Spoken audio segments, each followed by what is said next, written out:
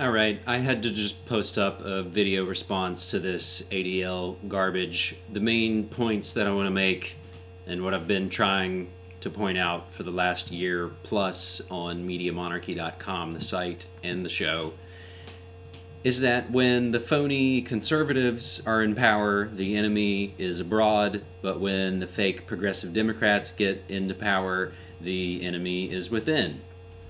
So we had the Tiller killer just a couple weeks ago, and in some of the newspapers they ran abortion violence timelines, where save for an event in 2007 that really didn't do anything, every other single event was during the Clinton administration.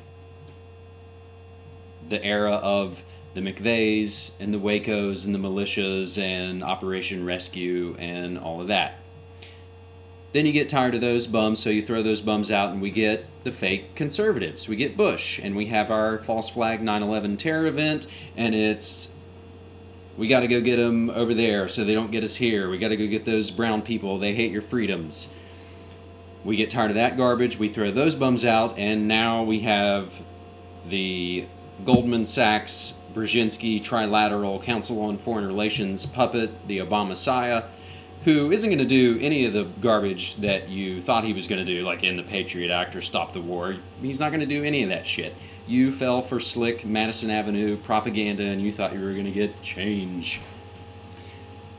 So I've been saying that when the fake Democrats get back into power, you are going to see the shift back to homegrown terrorism and violent radicalization. And that's exactly what we're seeing. The whole war of terror was never meant for brown people who hate your freedoms. It was meant for you. So now we see the conflation of 9/11 truth or questioning the Federal Reserve. Well, you must be a hate-filled, racist Nazi. And that's why the phony Stasi is going to be for you. So that's the main point. When the phony right is in control, the enemy is over there. When the fake left gets into control, the enemy is here. And the sooner you wake the fuck up and realize that it's not left versus right, that it's the state versus you, we might be able to turn this shit around. But it's not looking like it. The other main thing, and this is what's really fun to point out as a response on this ADL warning about lone wolves, again, which is already kind of funny. Watch out for people that are lone wolves. Watch out for people that are in groups. Watch out for people who question 9/11. Watch out for people who don't like the Federal Reserve.